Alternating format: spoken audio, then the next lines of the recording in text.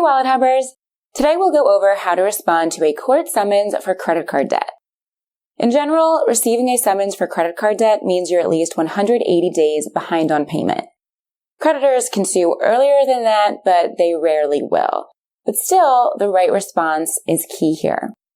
With that being said, here are the steps you should and should not take when responding to a court summons for credit card debt.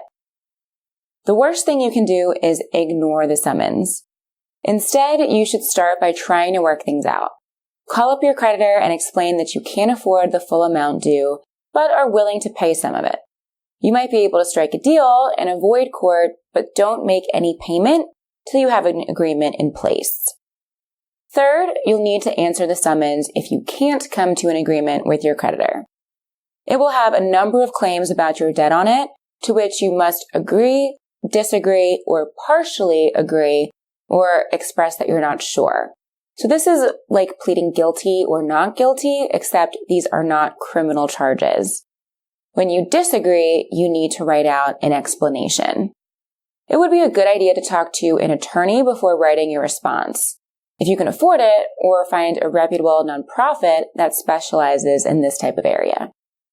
Fourth, you might need to go to court. When the credit card company or collections agency brings the claim against you, ask for proof. If they don't have all of the proper documentation, the court may reject their claim. And finally, decide what to do next if the court rules against you. You can try once again to settle the debt. You could contest the ruling, or you could just comply and pay the amount you owe. You could also declare bankruptcy, but that is a last resort. So with that, you have a high-level understanding of how to respond to a court summons for credit card debt. But if you find yourself in this situation, you'll definitely need more of an education. In particular, you should start researching your state's statute of limitations for unpaid debt. The answer could save you big time. Good luck, Wallet Hubbers!